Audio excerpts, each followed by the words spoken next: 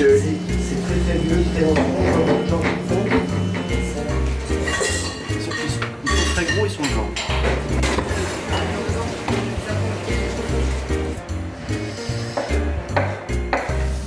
Immersion dans la cuisine de 7 chefs.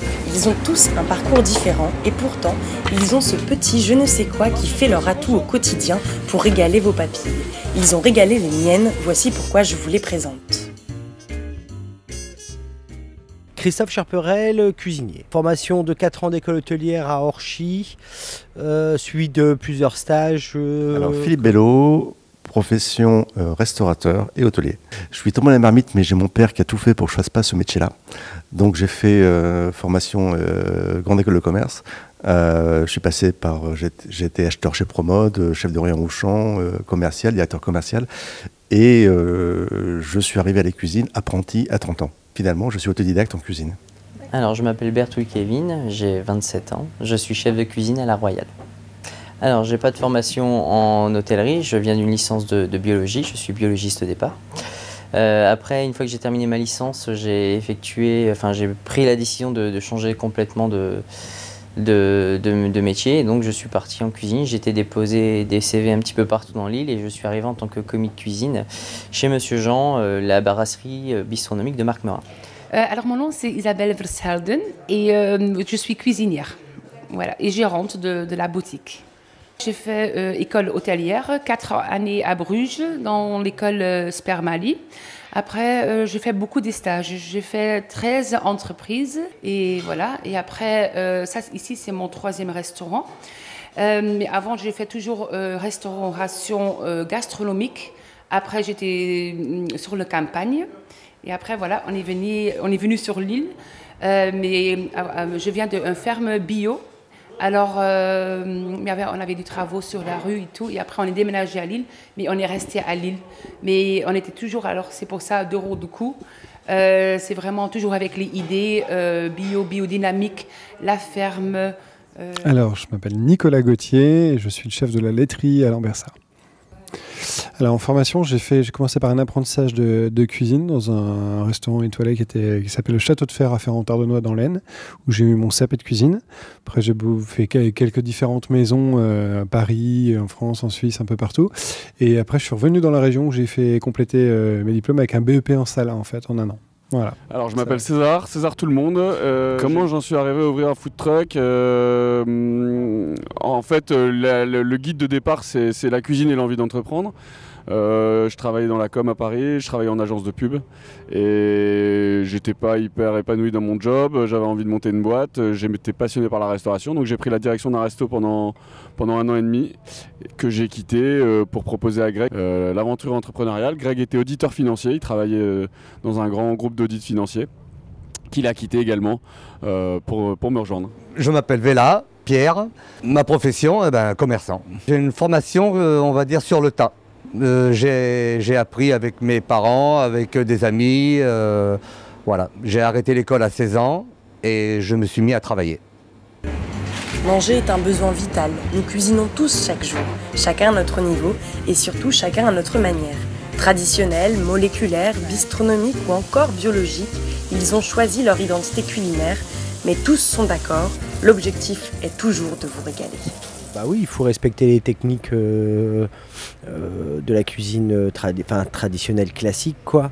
Il y a des étapes qu'on ne peut pas sauter en cuisine, certaines les sautent. Après, il y a des techniques de base qui s'apprennent avec l'expérience. Mais le tout, c'est toujours pareil, hein, c'est de garder le goût du produit et pas le masquer. C'est à mon sens la meilleure cuisine et c'est ce que j'ai fait en formation. J'ai été formé par des chefs qui étaient très classiques et traditionnels. Et je pense que les bases sont essentielles à la cuisine. On ne peut pas faire n'importe quoi sans base. Donc le fait de mieux connaître les produits, mieux connaître les réactions de la casserole, la cuisine moléculaire, c'est simplement ça, et ça permet de mieux cuisiner. Je suis obligé d'aller à l'essentiel, et donc pour moi l'essentiel c'est une poêle, du beurre et puis mon morceau de viande que j'arrose. Les gens appellent bistronomie ce qu'on pourrait dire une quelque chose qui se rapproche de la gastronomie dans les assiettes, tout en gardant ce cadre de bistrot. Seulement moi, dans mes assiettes, je n'ai pas l'impression de faire du gastro, j'ai vraiment l'impression de faire de la cuisine de bistrot, comme il y a dans les années 90, les beaux bistrots parisiens, où ce sont des produits travaillés très proprement, de manière très classique, très noble, sans le dénaturer, et c'est ce qui me correspond le mieux. Oui. Nous, on travaille 85% ou 90% végétarienne. Parce que voilà, on est identifié comme un restaurant végétarien. Oui, parce qu'il y a beaucoup de demandes, il manque des restaurants, je pense, végétariennes à Lille. Ouais, mais c'est aussi parce que moi, j'adore faire végétarienne. C'est une préférence personnellement. Donc, il y a trop de production des animaux. Voilà, il faut arrêter ça.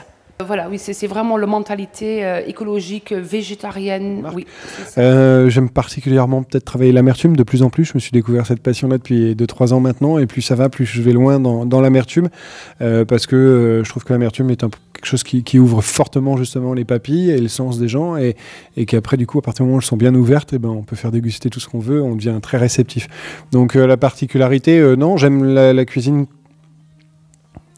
contemporaine, mais pas trop, avec des bases solides. J'aime que la cuisine ait une histoire, qu'elle raconte quelque chose. Et voilà, après... Il faut savoir que tout ce qu'on fait est maison. Tout ce qu'on fait est fait par nous. Nos fromages sont affinés, nos sauces sont faites par nous. Les fromages dont je vous parle, on les découpe nous-mêmes. Mais effectivement, pour des raisons de rapidité d'envoi, il faut qu'il y ait une partie qui soit faite à l'avance. Donc la découpe de fromage, les sauces, rien n'est fait dans le camion, tout est fait avant dans notre labo. Et ici, on est sur la dernière phase, mais qui est importante, c'est la phase de cuisson. Donc les steaks sont fraîchement tirés ici dans des hachoirs. Mais sinon, toutes les préparations sont faites en amont. Les pains arrivent fraîchement le matin, la viande est découpée quelques minutes avant le service. Les sauces sont faites le matin ou la veille. Voilà. Donc, comment j'ai créé la boîte à sandwich quand on est arrivé à Lille il y a 8 ans déjà, nous étions déjà dans la sandwicherie et nous avons continué à faire des sandwichs comme on faisait à Lyon à l'époque. Et nous faisions déjà des hamburgers, des frites, voilà, et nous avons continué, nous avons perpétué la continuité des sandwichs, quoi, voilà.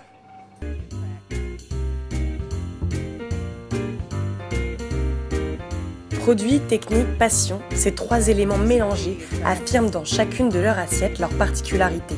Mais réinventent-ils vraiment la gastronomie française ?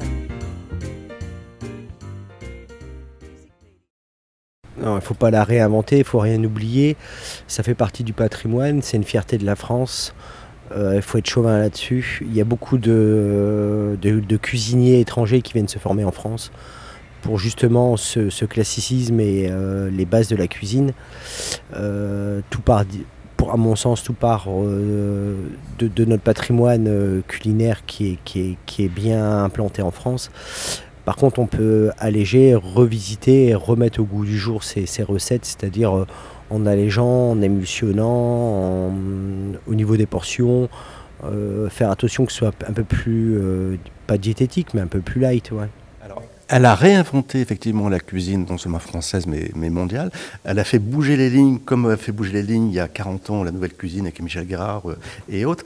Et ce qui est très drôle aujourd'hui, c'est qu'en fait, la cuisine moléculaire est en train de se faire absorber par la cuisine traditionnelle. Parce qu'aujourd'hui, tout le monde fait de la cuisine moléculaire. On trouve dans tous les foyers presque des siphons qu'on ne trouvait pas avant. Chacun se met à faire des petites recettes qui n'avaient rien à voir avec ce qu'on faisait il y a 10 ans. Tous les cuisiniers, sans le dire, utilisent à la fois les siphons, mais aussi des gélifiants, des épaississants qu'on n'utilisait pas avant. Et donc, en fait, cette cuisine moléculaire va forcément, d'une certaine façon, disparaître parce qu'elle va être absorbée par la cuisine traditionnelle. Voilà. Ce que j'aime pas, c'était un bistrot. La cuisine de bistrot, elle existe depuis les années 40, quoi. C'était nos grands-parents qui allaient au bistrot du coin à l'après-guerre, c'était tout ça. Et je pense qu'on l'a modernisé, certes. On a travaillé d'autres produits, on les a travaillés autrement parce que bien sûr il y a une évolution technique dans la cuisine, hein, à tous les niveaux, que ce soit dans la brasserie, dans la cuisine de bistrot ou dans la gastronomie. Donc oui, il y a un renouveau technique. Maintenant la philosophie elle est là depuis des années, quoi. C'est pas, ça ne change pas, c'est vraiment les clients s'installent, ils boivent une bonne bouteille de vin, ils mangent bien, de belles quantités, de beaux produits. Et ça se fait depuis des années. Le bio, une fois qu'on utilise ça, on ne veut plus utiliser des autres produits. C'est le moyen de proposer autre chose. C'est-à-dire que nous, en tout cas, qui travaillons principalement dans les zones de bureau le midi, on retrouve des restaurants, notamment souvent franchisés autour de ces zones de bureau. Et les food trucks permettent d'apporter autre chose, du chaud notamment, des burgers, des pizzas, des plats mexicains, des sushis, des choses comme ça. Aujourd'hui, ce qui marche dans les food trucks, c'est la démarche artisanale. Avoir 1, 2, éventuellement 3 food trucks. Je ne sais même pas s'il y en a qui en ont 3, je crois que le camion qui fume en a 3. Mais voilà, il y a vraiment ce besoin d'avoir cette démarche artisanale, locale, de connaître et ses producteurs et ses clients. À mon sens, c'est pas possible de le faire à grande échelle. Eh ben, ça ne réinvente pas la cuisine française, mais ça facilite le... Parce que vu que maintenant on a de moins en moins de temps pour manger, surtout que moi je me trouve dans un site étudiant, alors donc ils ont des fois une demi-heure de pause, même pas, des fois 3 quarts d'heure, voilà.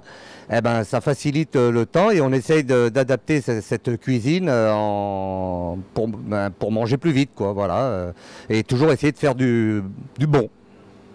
Innover, c'est notre métier, chercher, créer, se perfectionner et ainsi de suite. Dans notre métier, on dit toujours, les anciens disaient toujours, et c'est la réalité, on apprend jusqu'à la fin de notre vie. On n'aura jamais fait le tour, on n'aura jamais assez d'une vie pour faire le tour de ce métier-là, et ça me convient très bien. J'ai un dicton qui est pas de moi, qui est d'un autre chef qui vit aux États-Unis, Dan Barber, qui dit toujours si tu meurs en ayant atteint tous tes objectifs, c'est que t'as pas visé assez loin. Et c'est encore plus vrai, je trouve, dans la cuisine, quoi. Voilà.